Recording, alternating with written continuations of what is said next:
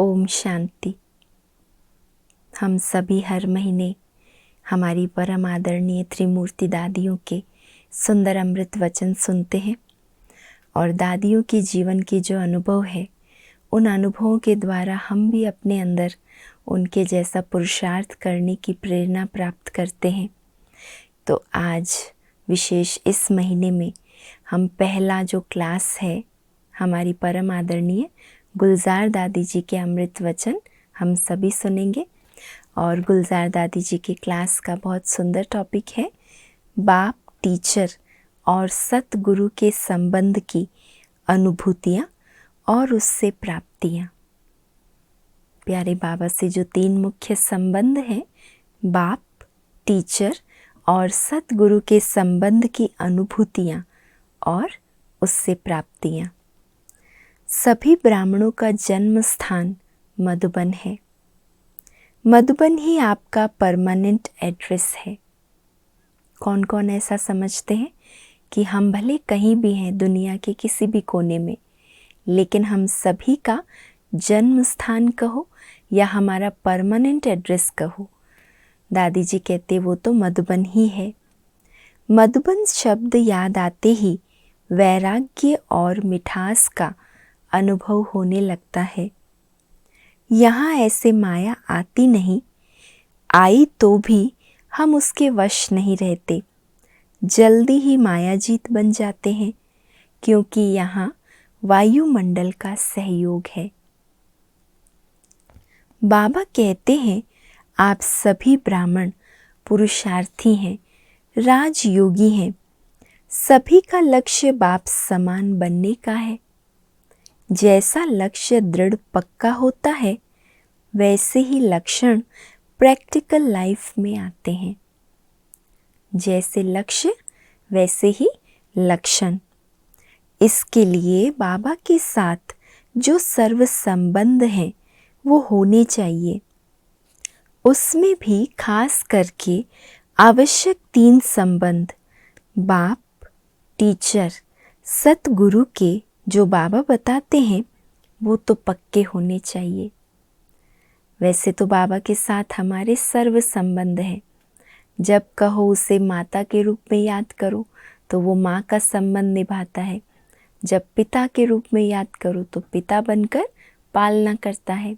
सखा कहो या जो भी हम संबंध चाहें उसके साथ अनुभव कर सकते हैं। लेकिन दादी कहती हैं खास ये जो 3 संबंध है बाप, टीचर और सतगुरु, ये ज़रूर हमें अच्छी तरह उनके साथ अनुभव करने हैं, पक्के होने चाहिए। सबसे पहले बाप का संबंध है, उससे वर्षा मिलता है। पति पत्नी के संबंध में पोत्रे धोत्रे के या और कोई भी जो संबंध है उसमें फुल वर्षे के अधिकारी नहीं होते। सिर्फ बाप और बच्चे का जो संबंध है वही एक ऐसा संबंध है जिसमें बच्चा अपने पिता के फुल वर्षे का अधिकारी होता है। एक ही बाप और बच्चे का संबंध है जिसमें बच्चे को बाप का पूरा वर्षा जन्म सिद्ध अधिकार प्राप्त होता है। तो बाप कहने से हमको उसका वर्षा याद आता है, प्राप्ति याद आती है। हमें वर्षा मिलता है मुक्ति और जीवन मुक्ति का। अभी हम सबको बाबा के वर्षे में ज्ञान, गुण और शक्तियों की प्राप्ति होती है। पिता के रूप में जो वर्षा मिलता है उसमें ज्ञान, गुण और शक्तियों की प्राप्ति होती है। इन्हीं प्राप्तियों के आधार पर हम मुक्ति, जीवन मुक्ति का अनुभव करते हैं। तो सार है बाप के रूप में वर्षे की स्मृति, और वर्षा तब मिलेगा जब हम गुण और शक्तियों को धारण करेंगे। बहुत सुंदर दादी जी ने लिंक किया कि पहली बात तो हमें स्मृति रहे कि वो हमारा पिता है और पिता के वर्षे पर हम बच्चों का जन्म सिद्ध अधिकार है। और वर्षे के अधिकारी कब बनेंगे? जब हम गुण शक्तियों को अपने अंदर धारण करेंगे, बाप और बच्चे के संबंध में विशेष एक तो अधिकार फील होता है। उस अधिकार का नशा और खुशी रहती है। जैसे कोई राजा का बच्चा है तो उसको कितना नशा रहता है, ऐसे हम परमात्मा के बच्चे हैं, यह नशा रहे। राजा का बच्चा सिर्फ इतना ही सोचता है कि मैं राजकुमार हूँ, मेरा पिता इतना बड़ा राजा है। बस वो स्मृति आने से ही उसके अंदर एक नशा आ जाता है। उसका बोलना चलना सब में एक रॉयल्टी, एक राजाई का अनुभव करता है। तो परमात्मा के बच्चों के अंदर कितना ऊंचा नशा होना चाहिए। तो दादी जी भी हमें यही कहते हैं, ये स्मृति लाओ कि हम किसके बच्चे हैं। फिर टीचर माना पढ़ाई। टीचर को स्मृति में रखेंगे तो पढ़ाई याद आएगी। जीवन में कमाई का सोर्स टीचर और पढ़ाई है। एजुकेशन को सोर्स ऑफ इनकम कहा जाता है। तो हमें भी ये नशा रहता है कि इस पढ़ाई से जन्म जन्मांतर के लिए हमें राज्य भाग्य प्राप्त होता है। जैसे वो पढ़ाई करने वाले को एक जन्म के लिए पढ़ाई से इनकम प्राप्त होती है, इसीलिए कहा जाता है knowledge is source of income. तो दादी जी कहते हैं इस पढ़ाई से तो हमें जन्म जन्मांतर का राज्य भाग्य मिलता है। जब हम बाबा की हर श्रीमत पर चलते हैं तो वही सतगुरु के साथ का संबंध है। अमृत वेले से ही हर कर्म की श्रीमत है। कोई भी कर्म करना है तो बाबा की याद में कर्म योगी बन के करना है। जो श्रीमत देने वाला होता है उसको गुरु कहा जाता है। ऐसे यहाँ हमारा बाबा ही हमें श्रीमत देते हैं, वही हमारा सतगुरु हो गया। अभी सतगुरु का पाठ चल रहा है। बाबा भी हमें श्रीमत देकर श्रेष्ठ बनाते हैं। तो अभी सतगुरु का पाठ चल रहा है। दुआ देना माना क्या? जब हम परिवार के कनेक्शन में आते हैं तो हर एक के भिन्न भिन्न संस्कार होते हैं। सबके एक जैसे संस्कार नहीं होते। हम सभी को इस बात का बहुत अच्छी तरह अनुभव है ना। ब्राह्मण परिवार में अनेक आत्माएं हैं, साथ रहते भी सबके संस्कार बिल्कुल अलग अलग हैं। हर एक का पार्ट अलग अलग है, जिसको हम कहते हैं नेचर।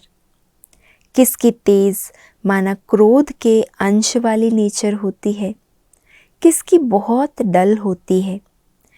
कईयों में फिर ईर्ष्या के अनुमान के संस्कार होते हैं। किसी की तेज, किसी की डल, किसी में ईर्ष्या और अनुमान के संस्कार। ऐसे भिन्न भिन्न संस्कार जो हैं वो हमारी अवस्था को नीचे करते हैं। बाबा कहते हैं कि इस प्रकार के तरह तरह के संस्कार तो होंगे। क्यों होंगे? क्योंकि सबको नंबर 1 तो बनना नहीं है। विजय माला 108 की है तो कोई पहला 1 नंबर बना और कोई लास्ट 108वां नंबर बना।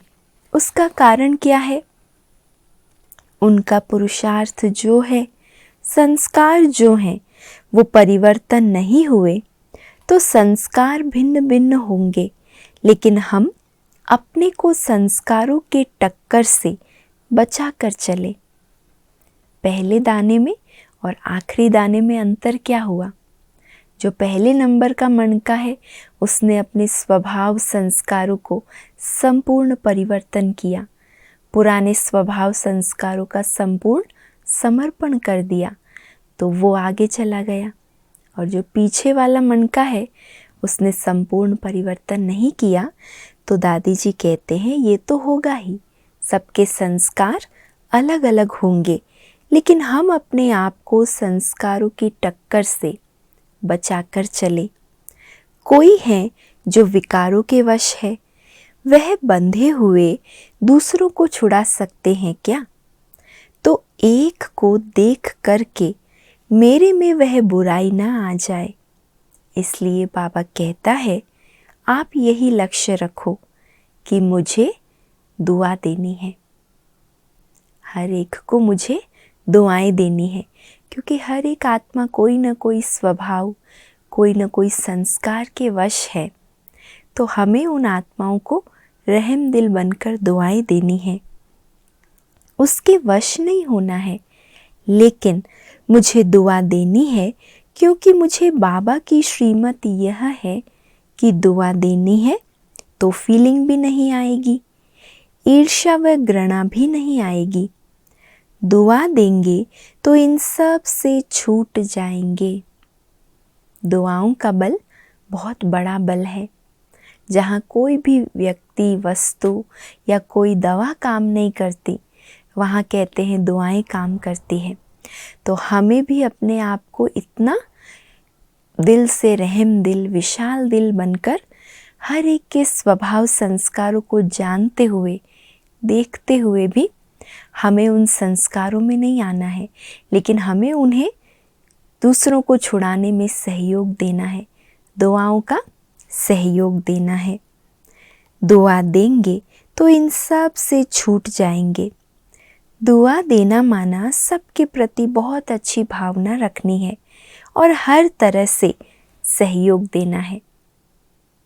नहीं तो हमारे मन में कई बार इस तरह के प्रश्न बहुत आते हैं कि ये व्यक्ति मुझे सहयोग तो नहीं देता है, मुझे क्या पड़ी है कि मैं इसे सहयोग दूं। लेकिन ये बाबा की श्रीमत है, प्यारे बाबा ने मुझे कहा है और मुझे बाबा के कहने अनुसार करना है। इसीलिए कोई सहयोग दे या ना दे, कोई मुझे अच्छा माने या ना, दुआएं दे या ना दे, लेकिन मुझे सबको देना है क्योंकि मैं दाता का बच्चा हूँ। दुआ लेना माना क्या है? अभी तक दादी ने बताया दुआ देना क्या है, और दुआ लेना माना कोई कुछ भी कहे, हमको कुछ भी उल्टा सुल्टा बोले तो भी उससे हम दुआएं लेवें, यानी यह समझें कि मेरे को यह याद दिलाता है कि मैं परमात्मा का बच्चा सहनशील हूँ, मैं ऊंचे ते ऊंची आत्मा हूँ। क्या याद रखने हैं? कितनी सुंदर युक्ति दादी ने बताई। दुआ देना तो सहज होता है, लेकिन दुआ लेना उसको कैसे हम धारण करें? तो अगर कोई मुझे उल्टा सुल्टा कहे तो मेरे मन में ये आना चाहिए कि ये व्यक्ति मुझे स्मृति दिला रहा है कि मैं तो स्वयं भगवान का बच्चा हूँ, मेरे अंदर बहुत बड़ी सहन शक्ति है, मैं हर बात को सहन कर सकता हूँ, कर सकती हूँ। तो ये हो गया उस आत्मा से भी दुआएं लेना। नकारात्मक भावना को नकारात्मकता से ना देख सकारात्मक दृष्टिकोण रखना, इसे कहते हैं दुआएं लेना। वह क्रोध करके मुझे याद दिलाता है कि आप तो सहनशील हो, मैं परवश हूँ, लेकिन आप वह हो। वो परवश है लेकिन हम सहनशील हैं। तो वह भले बद्दुआ देवे, लेकिन हम समझते हैं कि वह हमको स्मृति दिलाता है। मान लो रास्ते में किसी का अचानक एक्सीडेंट होता है, हम उसके पहचान वाले नहीं हैं, लेकिन उसके पास जाकर थोड़ा पूछते हैं, उठाते हैं, हॉस्पिटल तक पहुंचाते हैं, तो उस समय उसके दिल से क्या शब्द निकलते हैं?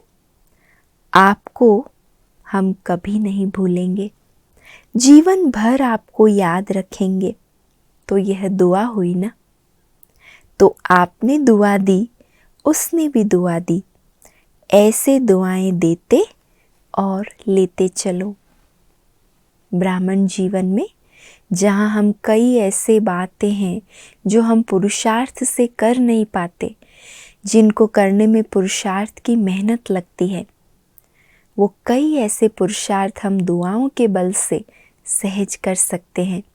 ये कईयों के जीवन के प्रैक्टिकल अनुभव है कि औरों की दुआओं से जो करने का मेरे अंदर हिम्मत नहीं था, वो हिम्मत भी आ गई और उन्हें दुआएं देते देते हमें शक्तिशाली बना दिया। ऐसे कई आत्माओं का इस ब्राह्मण जीवन में अनुभव है।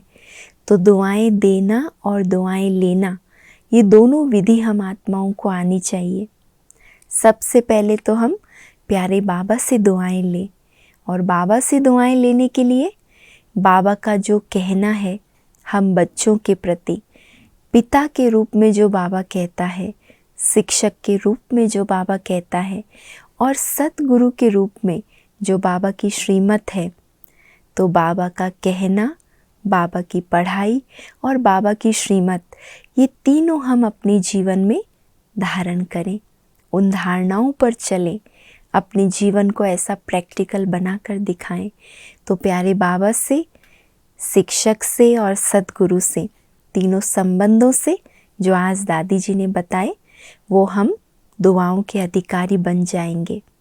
उसके बाद अपने परिवार से, ये जो ईश्वरीय परिवार है जो हमें 5000 वर्ष के बाद मिला है, ऐसे ब्राह्मण परिवार में हम सब की दुआएं लें। भले सबके स्वभाव संस्कार अलग अलग हैं, हर एक के अंदर की भावनाएं अलग है, लेकिन मुझे मेरी भावनाओं को सबके जैसा नहीं, बाबा जैसा रखना है। जो बाबा चाहता है मुझे अपने आप को वैसा बनाना है। तो हम सब की विशेषताओं को देखते, सबको दुआएं दे और अपनी विशेषताओं को सेवा में लगाते सबसे दुआएं प्राप्त करें। और साथ साथ हम अपने आप को स्वयं भी दुआएं दें। कभी कभी हम कुछ बातों में थोड़ा दिल शिकस्त हो जाते हैं, शायद हम ये करने के लायक नहीं हैं, शायद हमें इस बात का अधिकार नहीं है, या हम ये कर नहीं पाएंगे। ये कुछ बातों में हम अपने आप को थोड़ा अलबेला कर देते हैं या दिल शिकस्त कर देते हैं। लेकिन बाबा ने हमको एक स्लोगन दिया है, हिम्मत बच्चे मदद खुदा। हो सकता है जो चीज़ आप आज नहीं कर पा रहे, हिम्मत के बल से, प्यारे बाबा की दुआओं के बल से वही चीज़ कल आप परफेक्ट कर पाएंगे। इसीलिए कभी भी ईश्वरीय सेवाओं में या पुरुषार्थ में अपने आप को दिल शिकस्त नहीं करना, लेकिन हिम्मत के बल से, दुआओं के बल से हर कार्य में हमें आगे बढ़ना है। तो इस तरह सर्व प्राप्तियों का अनुभव करें, दुआओं के बल का अनुभव करें और अपने आप को आगे बढ़ाते चलें। अच्छा, ओम शांति।